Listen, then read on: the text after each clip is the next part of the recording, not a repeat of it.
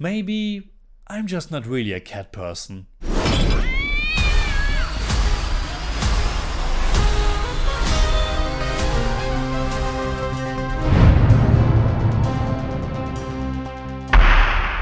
Servus Freunde, my name is Jimmy Cage and Puss in Boots: The Last Wish is the newest DreamWorks animated movie that was directed by Joel Crawford and written by Paul Fisher and Tommy Swerdlow.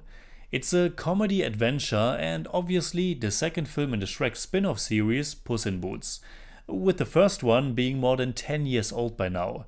And honestly, I haven't seen that first one. After the first two Shrek movies I kind of lost interest, and the character never really appealed much to me. But what appealed to me and made me want to check out this new one is the very noticeable change in the animation style. It's still 3D computer animated, but it's very much influenced by Spider-Man Into the Spider-Verse, with that very stylized, kind of painterly design. It's less realistic and way more expressionistic, and on that front the movie certainly delivers. Even if not fully, I think. But there are many shots and scenes that look absolutely fantastic. Some that even gave me some goosebumps, like an early chase over some rooftops. When Puss in Boots: The Last Wish shines through its visual presentation, it really is quite magnificent. By far the element that I loved most is the character design and whole presentation of this big bad wolf character who seems to be a bounty hunter looking for Puss in Boots' head. The way his menacing presence is depicted, the difference in size between our adorable little cat and that giant wolf, the way he is framed, the limited color palette, the fiery red eyes, and the voice work by Wagner Moura. Just from the presentation, he's a pretty great villain, and I think for a younger audience he will be wonderfully frightening. His impact also reminded me of the Prowler from Into the Spider-Verse, and I liked how he is this looming shadow in our hero's quest. And that quest is to find the legendary wishing star in order to give Puss in Boots back his 9 lives, after he has already used up 8 of them. But he's not the only one after the wishing star, and so we get another big villain character in Big Jack Horner, formerly known as Little Jack Horner, who stems from a popular English nursery rhyme I honestly never heard about before. But Puss in Boots is of course still a Shrek spin-off and therefore at home in this fun fairy tale parody world. And again, the character design and presentation and the voice work by John Mulaney are pretty neat. Where the big bad wolf was menacing, Jack Horner is over the top and outrageously evil to a funny extent. We also get Florence Pugh as Goldilocks, who is after the wish with her family of 3 bears. And Puss in Boots, who is of course again voiced by Antonio Banderas, has his own company in form of former lover Kitty Softpaws, voiced by Selma Hayek. And new entry Perito, which is Spanish for puppy, voiced by Harvey Guillén. Unfortunately, I think it was with his introduction that the movie started to stumble for me. So maybe I'm not really a dog person either.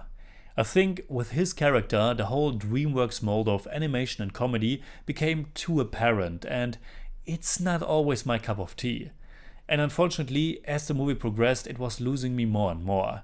It's not a bad movie at all, it's just more of a mixed bag for me. I loved a lot of the animation and the overall presentation, how it uses color in certain moments for dramatic effect, or some cool montage techniques for the journey of our hero.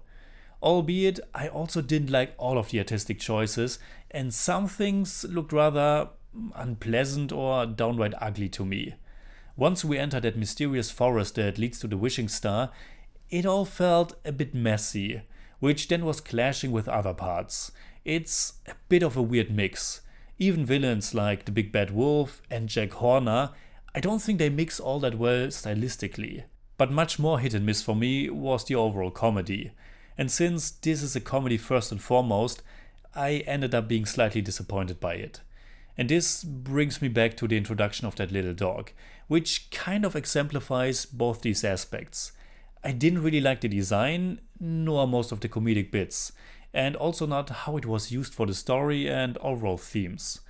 I mean, it was fine and sufficiently integrated into all of it, but to me it felt so overused and kind of lazy. And this goes for most of the emotional bits. Almost none of them worked for me. The overall idea of that wishing star is nice, but it all feels super familiar and predictable, and despite this being about the most important wishes of all these characters, it just wasn't able to grab me emotionally at all. I was surprised that it also tackles more mature themes, like death, and yet it never really savors that potential. Maybe because it still felt too much like a well-known template. And this goes for maybe half of the jokes as well. The whole cat with adorable big eyes shtick is just not funny to me.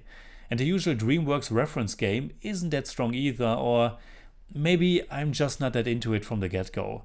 Something that I did find funny, or actually more baffling I guess, is what they are doing with the Jiminy Cricket character, who becomes this impersonation of one of my all-time favorite actors. So, in German I'd say, der gestiefelte Kater, der letzte Wunsch, glänzt durch teilweise wirklich fantastische Animation und eine mitreißende Präsentation. Aber sowohl was Emotionen als auch den Humor betrifft, ist der Film dann doch eher mittelmäßig. I give Puss in Boots: The Last Wish 6 out of 10. It's more like 6.4, but I don't do that. Am I doing it? Stop! You're gonna give yourself a hernia. Alright, that's it like always. Comment below and let me know what you think about Puss in Boots: The Last Wish. And also, what is your favorite DreamWorks animated movie? You can hit me up on Twitter, Instagram, Letterboxd and also on Patreon, simply at TheJimmyCage. And if you enjoyed this episode, please give me a thumbs up, share, subscribe, whatever you like. And make sure you hit that bell for all I have to tell.